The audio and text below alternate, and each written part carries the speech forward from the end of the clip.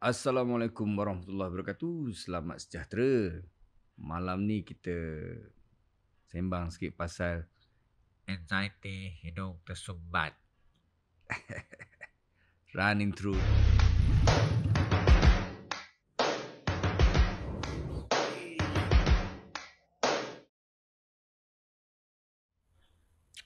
Okey. So ini antara soalan yang diterima oleh aku yang dihantar oleh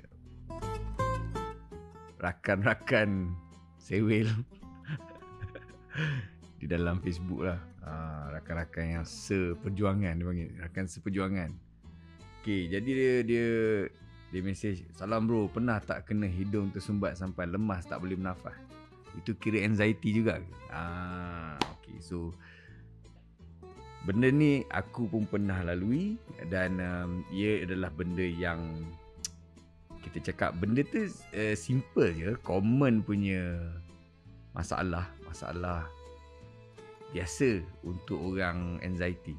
Tapi orang normal dia tak nampak benda ni. Macam biasa aku cakap lah, orang normal tak tahu, dia tak rasa, dia tak boleh experience. Dan aku bukan doktor nak explain benda ni kat korang, nak cerita ataupun nak bagi formula ke kesembuhan ke. Tak ada. Korang kena refer doktor pun, korang yang pakar lah. Aku cuma boleh share pengalaman aku je. Pengalaman aku, benda yang aku dah belajar sebelum ni, dan benda tu berkesan untuk aku, mungkin berkesan untuk korang juga. Jadi kita pergi kepada masalah anxiety hidung tersumbat ni. Ini adalah benda yang biasa jadilah. Biasa jadi anxiety hidung tersumbat ni benda common, bukan benda pelik. Especially orang yang ada resdung ke, macam aku ada resdung. So dia macam ni. Macam biasa aku cakap, kalau kau adalah seorang yang ada anxiety yang disebabkan oleh GERD ataupun disebabkan nicotine withdrawal, kau berhenti rokok kan, kau mungkin akan ada panic attack atau anxiety attack lah. Jadi bila kau ada penyakit anxiety attack tu, ini bermaksud kau punya sini tak berapa ngam, ada problem sikit lah. Sikit je, bukan gila lagi, belum gila, dia sewel je. Aku panggil sewel kataan tu.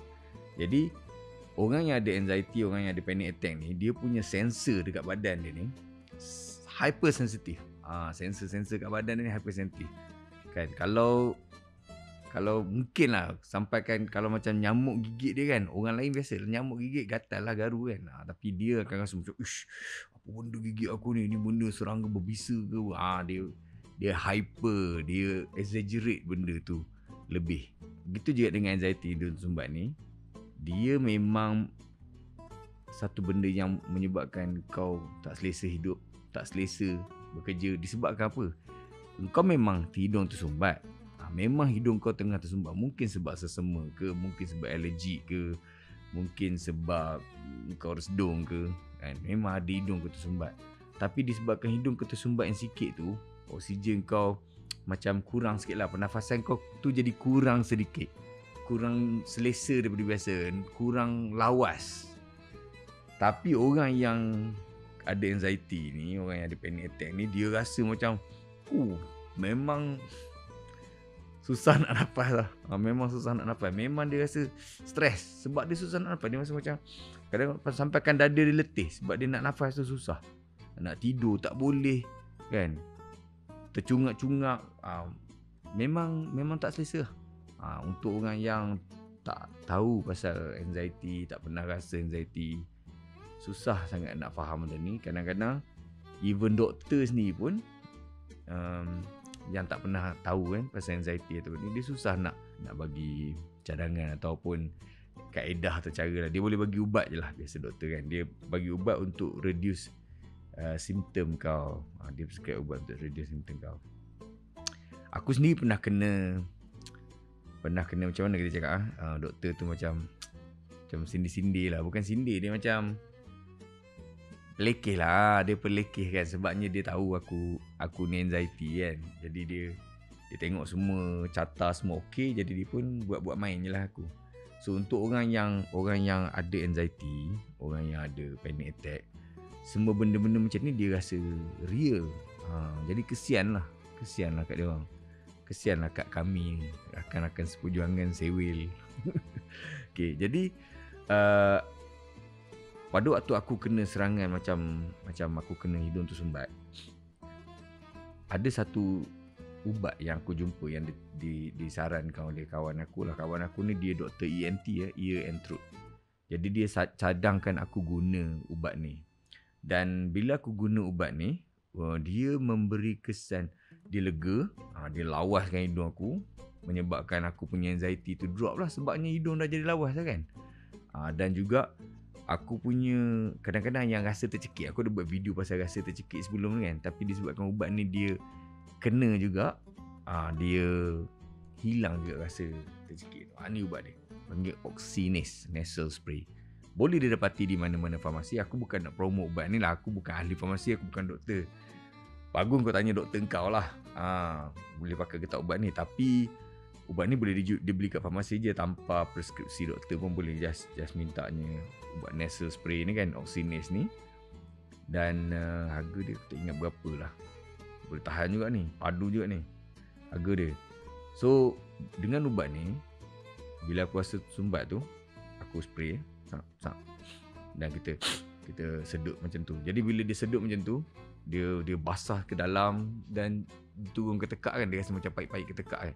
Bila dia kena je yang pahit-pahit tu kat tekak tu kan, yang perasaan tercekik tu, yang selalu ada orang rasa tercekik tu kan, dia hilang. Dia hilang juga. Jangan kau pergi telan pula ubat ni kan, saja-saja je kan, tak pasal-pasal pergi togok lah, jangan. Ni ubat ni untuk hidung tersumbat. Dan aku pernah sekali aku pakai ubat ni ekstrim tau, macam hari-hari aku pakai. Aku pam kan. Ada sehari tu 3 kali aku pam. Sampai hidung aku jadi radang. Dia bengkak tau. Hidung aku bengkak dan tak nak surut lah. Maknanya kau pam pun dia tak nak surut dah sebab dia dah membengkak, dia dah meradang. So ubat ni tak boleh nak pakai eksesif sangat. Sekali-sekala boleh.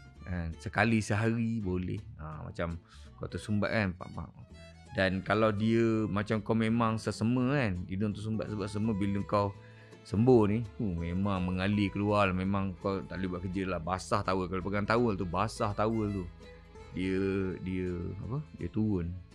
So kalau kau sesema, kau buat sesema lah. Ini kalau hidung kau tak sesema tapi kau tersumbat hidung. Lagi satu, ubat ni dia kegunaan persendirian. Kau jangan nak share dengan orang. Kalau kau share dengan orang, kejap lagi kan dia demam sesema kan, dia ada virus sesema tu, kejap lagi kau spray dia, lepas tu kau cocok hidung kau pula, lepas tu kau pun sama juga sesema. Jadi janganlah benda-benda masuk dalam badan ni pakai personal, pakai untuk personal. So macam tu. Ini Oxynase aku guna untuk legakan aku punya hidung tersumbat. Dan macam aku biasa cakap lah, untuk kita fight kita punya anxiety atau panik ni, kita kena ada tools. Kita kena ada, mula-mula kena sedar mula-mula sekali kena sedar kau tu sewil. Sedar tu dulu. Bila kau sedar dah kau sewil, maknanya kau tahu benda ni tak real. Kau bukannya ada kanser hidung ataupun kau ada apa benda teruk-teruk kan. Kau ada anxiety saja menyebabkan bila kau rasa sesuatu dia jadi ekstrim. Jadi kau fikirkan ekstrim. Dan harap-harap kau tunjuklah video ni dekat kawan-kawan, saudara mara kau, anak isteri kan, supaya dia orang tahulah condition satu orang, keadaan satu orang yang kena panic attack ni macam mana. Mungkin bila dia dengar video aku ni, dia faham korang. So jadi apa yang korang kena usahakan, bila ada anxiety, kena cari, mula-mula kena sedar. Lepas dah sedar, confirmkan benda tu bukan real. Confirmkan macam aku cakap sebelum ni, kau sesak nafas, kau pakai oximeter, kau check, kau kira sampai tarik nafas, kira sampai 20, check, boleh nafas, elok je, itu bukan sesak nafas lah, tu sewil kan. Kalau kau hidung tersumbat kan, kau pakailah Oxynase bagi clear. Jadi kau guna alat ataupun teknik ataupun tools untuk confirmkan bahawa kau ni sewil saja, bukan sakit betul. Kalau sakit betul, pergi hospital, pergi jumpa doktor, klinik, settlekan benda tu. dapatkan rawatan daripada yang pakar. Okey, so aku harap perkongsian aku Osinis ni boleh membantu korang lah menjawab soalan brother tu tadi lah kan, yang tanya aku. Nanti aku akan review soalan lain pula yang ada banyak soalannya sebenarnya. Anxiety ni ada macam-macam. Aku kadang-kadang nak ketawa juga tengok kau punya soalan ni kan. Tapi tak apalah, tanya je. Korang WhatsApp aku kan, WhatsApp pula. Korang message aku tu, aku kalau ada free aku akan jawab lah kan. So sekali lagi aku bukan doktor, aku kongsi pengalaman saja. Semoga benda ni membantu korang, semoga kita sembuh. Alright, bye bye.